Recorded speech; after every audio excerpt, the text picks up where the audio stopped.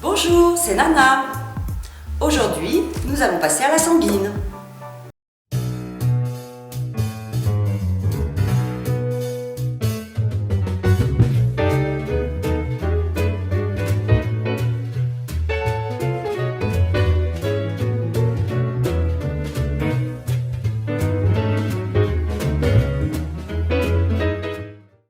Le pastel sanguine est issu d'un minéral ou d'une roche, et ce matériau servait principalement dès la Renaissance à la réalisation de croquis ou de modèles vivants. Donc il existe différents pigments. On a le orange, l'ocre, le beige et le marron. Mais aujourd'hui, nous utiliserons pour notre leçon surtout le orange. Concernant l'objet cylindrique, il va falloir que vous sélectionnez une sanguine qui soit relativement pointue sur chaque côté. Ensuite, vous en changez quand effectivement ça s'arrondit. Il n'y a pas besoin, on ne peut pas tailler les sanguines comme ça. Donc on utilise un maximum, ou voire 3 sanguines à peu près. Concernant l'objet arrondi, on va d'abord déterminer sa base au sol par une ligne horizontale et on va la mettre assez basse pour pouvoir ensuite déterminer la hauteur de l'objet. Comment on va faire? On va encore une fois mesurer la base, la largeur de l'objet et on va essayer de compter combien de fois on retrouve la largeur dans la hauteur. Comme je vous expliquais à la première leçon, c'est une histoire de proportion, de tiers, de quart, de moitié. Donc je peux prendre par l'écartement de mes doigts ou par la sanguine qui est un petit peu plus longue, moi elles sont en morceaux, et compter le nombre de bâtons que je retrouve. Allez, je vous dis, donc la largeur, dans sa hauteur, je la retrouve une pile 2 fois.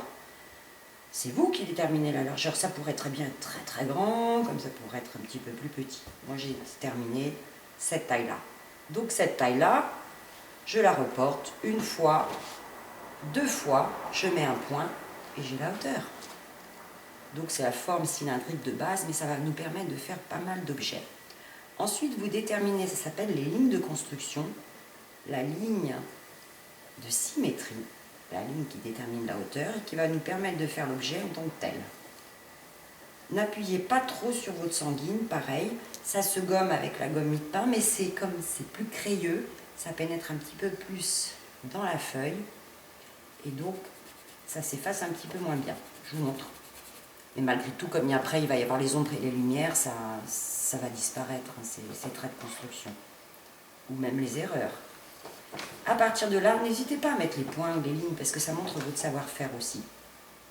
On va mettre en place le haut ici du dessin, par les points de projection. Et oui, la largeur, cette taille-là, est la même que celle-ci. N'hésitez pas aussi à mesurer avec l'écartement de vos doigts. On va vérifier. Je prends le milieu de mes doigts. Ah, celui-ci est un petit peu plus large. Je reconnais de quelques millimètres. Voilà. Et à partir de là, on va déterminer l'arrondi, l'ellipse, la surface du dessus. La courbe, d'accord? Et on retrouve la courbe, elle est légère, elle est presque identique que celle du dessous.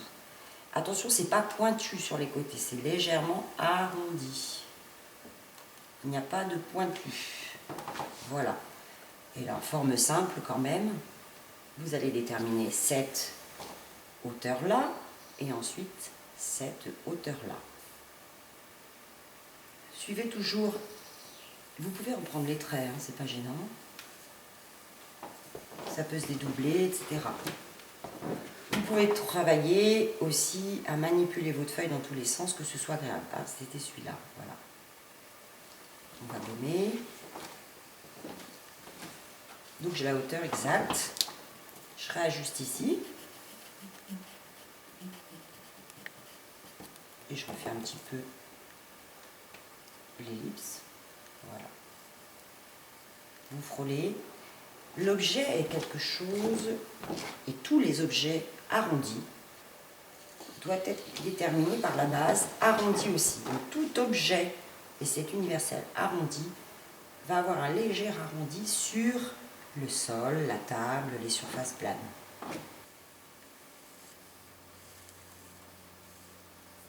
Et on en a une autre ici. Suivez la bande, suivez vraiment cette base. Portez-vous à ça. Et on a la largeur qui est à peu près ici. Vous doutez bien que tout objet arrondi avec cette ligne de séparation qui est la ligne de symétrie, tous les objets, toutes les choses vont être l'une en face de l'autre à égale distance. C'est valable pour un être humain, les objets construits, animés ou inanimés. Un tronc d'arbre par exemple, un bras, etc. Donc c'est une base de tout dans le dessin.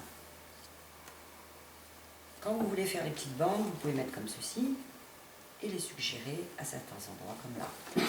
Ce n'est pas une obligation de faire toutes les lignes, comme je vous l'ai dit. Ça peut être très joli, mais ce n'est pas une technique qui permet le détail, ça va être le crayon. Bien. Et on a aussi, vous vous rappelez, la base de l'ombre portée. On peut la tracer, mais très légère, parce qu'après on va faire les ombres et les lumières. Donc là, c'est un objet qui est dit en valeur moyenne. Alors en plus, il ne faut pas confondre le reflet et les ombres et les lumières. C'est différent, puisqu'on voit le reflet de la feuille, vous allez l'avoir certainement sur cette chose-là. Vous pouvez l'indiquer, mais ça va être d'abord les ombres et les lumières. Et le métal est beaucoup plus marqué par des lignes verticales, tous les métaux, on voit les ombres et lumières par expérience, par des tranches verticales très marquées, très séparées. On va pareillement que le fusain utiliser la tranche, le côté de la sanguine. Là, c'est pas possible, à part les petits objets. Donc, je vais prendre un côté qui est peut-être déjà un petit peu usé et je vais vous montrer l'effet que ça fait en dégradé. On va se placer ici. Regardez comme c'est poudreux. Ça s'estompe aussi, mais il y aura toujours un petit peu plus de granulés. Et là, je vais appuyer un peu plus fort pour que vous voyez. Donc, bien sûr, c'est le fameux couleur orange de ce pigment. Et le dégradé, moi, je le fais au doigt, en appuyant de moins en moins. Donc, ici, il y a des tranches très foncées. Vous allez le voir sur vous. Ça va faire des lumières différentes, mais par des tranches verticales. Celui-ci est un petit peu trop usé, je vais en choisir un autre qui va me convenir un peu mieux et pas trop épais. Sur droite et sur gauche, j'ai des tranches importantes d'ombre et de lumière. Et je vais appuyer fort parce que c'est une ombre très sombre. Je vais faire de façon discontinue sur les petites tranches de ligne.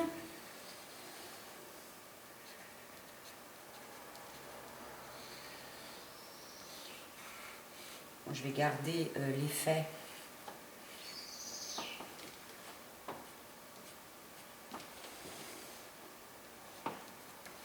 je ne vais pas estomper.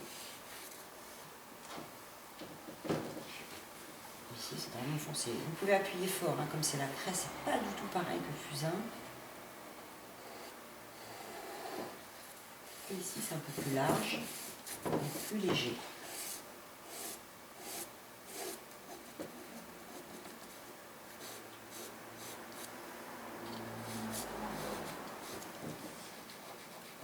Fort ici. Vous pourrez reprendre votre contour de dessin, il n'y a pas de souci.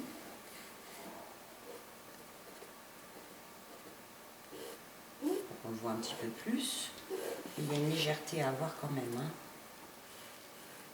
Je vais reprendre la pointe de ma sanguine pour faire les arrondis qu'il y a par-dessus la boîte. C'est les petits détails.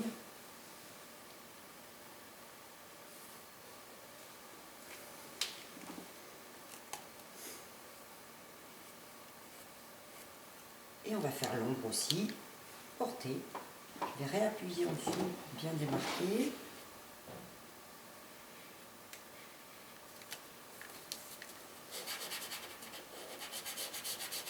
L'ombre est très marquée, vous pouvez insister parce que l'objet est léger. Alors, le mettre en valeur. Je suis quand même le plan, hein, vous avez vu. Voilà.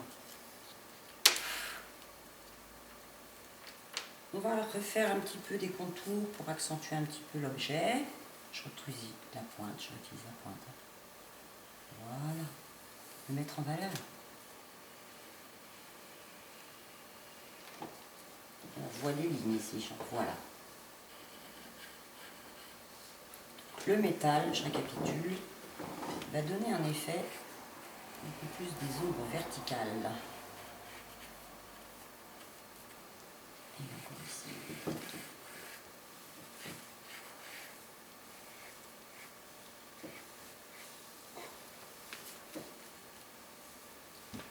Et voilà votre objet cylindrique, le premier objet arrondi d'après nature.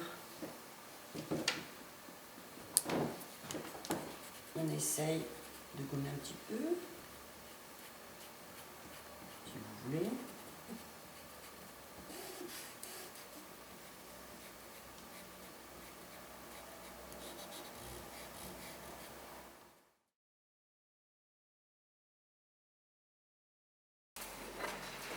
Et voilà, une étape de plus est franchie.